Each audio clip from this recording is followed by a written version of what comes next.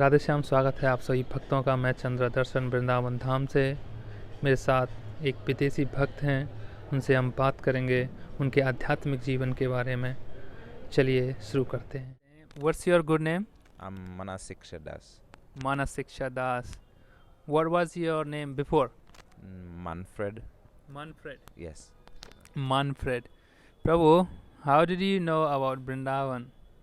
Vrindavan, you get to hear of it from the devotees and you get to read about it in the books. Any Vaishnava literature in Iskcon, it's all filled with glories of Vrindavan. What do you do in Kenya? In Kenya, I recently graduated. I'm a young mechanical engineer studying my career now. Mechanical engineer. Yeah. Yes. When did you arrive here in Vrindavan? I've been here for a month and a half now, so late October, 24th. Yeah. Do you like Vrindavan? I love Vrindavan. It's a magical place.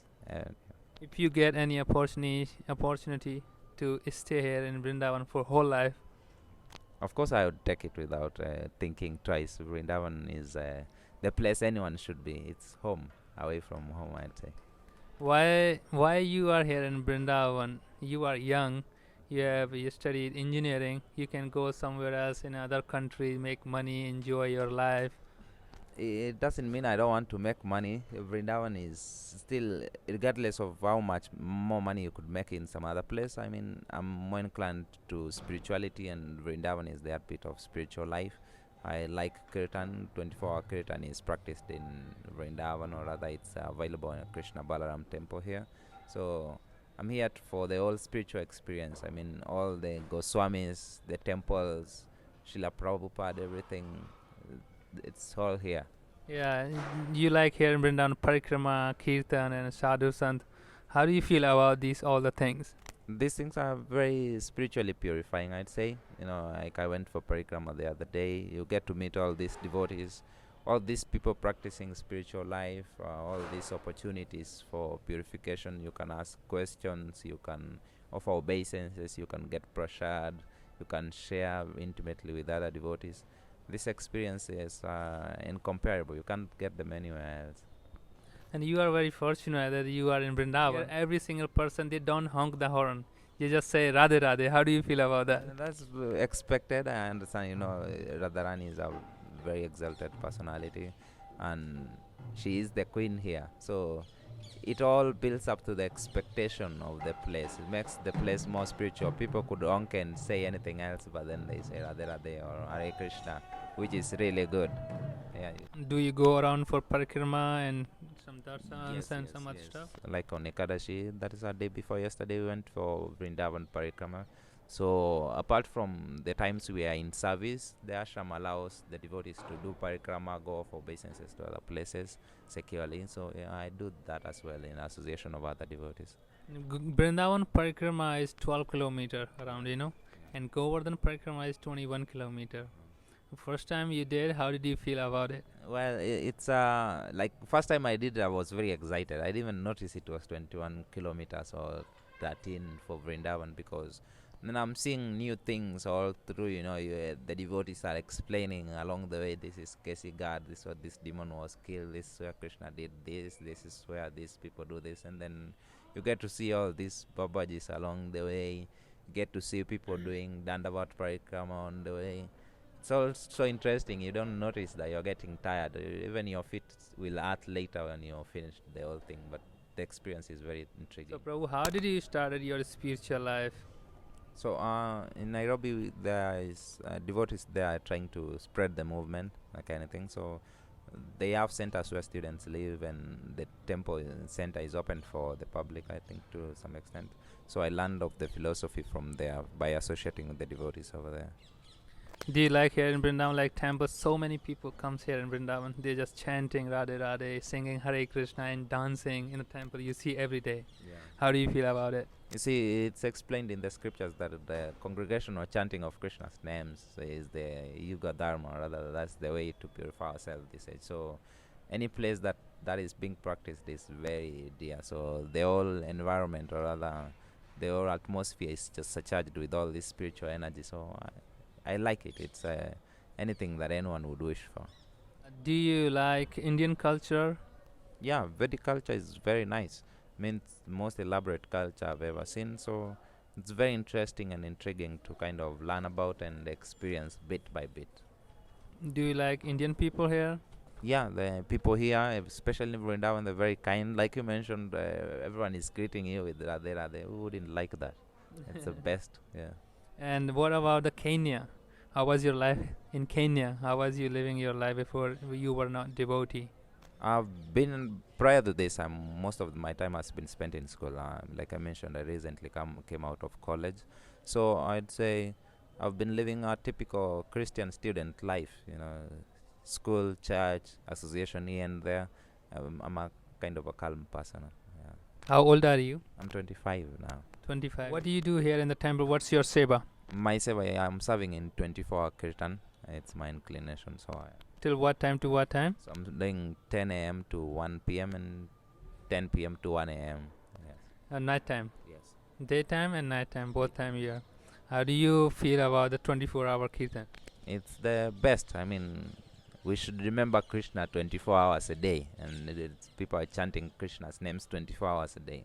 So I think it's the best opportunity for me to serve. Since I have an inclination, I like kirtan so much. I think it's the best thing. It's the thing I like most about Vrindavan. You know, having the opportunity to serve in Krishna Balaram temple. Now you are sleeping here in Brahmachari ashram like a simple on the floor.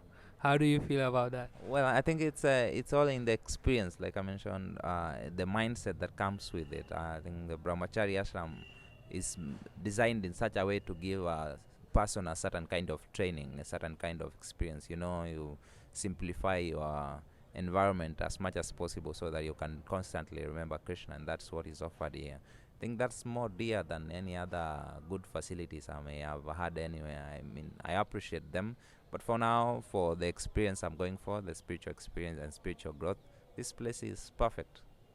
What's your future plan? My future plan, You wanna get married? You wanna be a brahmachari? now I'm a brahmachari. What comes up tomorrow is Krishna's will, of course. We can't decide that far.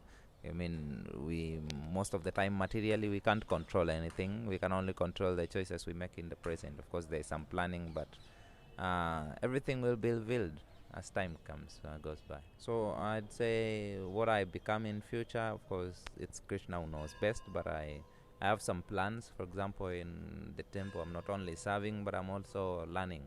I'm taking a course or two, learning some music, some philosophy, and there. Of course, Krishna consciousness is the best thing that could happen to anyone. So I also try to share whenever I get the opportunity to do so. So I'm hoping that in future, whatever path I take, whether I become a full-time brahmachari or I get married or anything, I still would like to continue serving in this Krishna consciousness. What about your family? Uh, Are they devotee? no. Your family is not devotee? My family is mostly Christian. You are born and grew up in Christian family. Yeah. Do they mind it that you accepted Sanatan Dharma and Hindu and all the Vedic culture here in India? Do they mind it when you go back to in Kenya? It's a good thing you mentioned Sanatan Dharma, you know, eternal occupation of the soul. And then, like I mentioned, if you say they are Christian, they're trying to pursue the same thing. They're calling it something different, but it's the eternal occupation. They're trying to serve God as well. So my family is very supportive. Okay, Yeah. that's good. Yes. If you are qualified, would you like to preach them and make them devotee in future? Well, the scriptures warn us about that, trying to, you know, force our convictions on people. But I'm thinking if they'd take up to Krishna consciousness, it will be a very good thing. But they're also on their spiritual paths, Christianity and all those things. And so I think they're practicing very well, living harmoniously. I mean, Srila Prabhupada, spiritual founder, teaches that if you whatever door you follow, so long as you're serving God, then that should be perfect. To me, Krishna consciousness is more intimate to me, so I take up to that. And of course, I encourage other people in whatever they're practicing. And if they choose to take up Krishna consciousness, then I'll be very supportive as well. When you go back to Kenya, you putting tilak, wearing kantimala and wearing dhoti kurta. What people think about you when you go somewhere and walk around? Well, in Nairobi, devotees have become common now in the beginning it might have been difficult, but now the people are generally appreciative, or rather they recognize the devotees. They don't question. Some may say things behind your back, but Krishna consciousness is too sweet for you to be wondering what someone might be thinking about it. But of course, we are also conservative. We recognize that we don't want to provoke people. Or personally, I don't. So if I'm going to a place where devotees are not known or anything, then I wouldn't go with tilak. Maybe I'd have kantimala on. Or if I'm at work, I can't work in a dhoti. Then I wear work attire, respectful of that. So I try to adjust to place, time, and circumstance. One clear message I want to hear from you to Indian youth generation. They are not following Indian culture. They are following Western culture. So what do you want to say in clear language to Indian youth generation? Well, I'd say I don't know much about Indian culture. What I've learned of in the books, we call it Vedic culture, and it's a beautiful culture. I mean, I don't know why anyone wouldn't want to follow it, but like I mentioned, I respect whatever, people have the right to make their own choices. But Vedic culture, especially when it's dovetailed with Krishna consciousness, then it's the best anyone can ever hope for. So I'd encourage anyone with the ears to take up Vedic culture, rather take up this Krishna consciousness. Thank you so much, Prabhu ji. बहुत बहुत धन्यवाद आपका. Radhe Shyam. Radhe Shyam. Thank you so much for giving me your valuable time. Thank you so much. Hare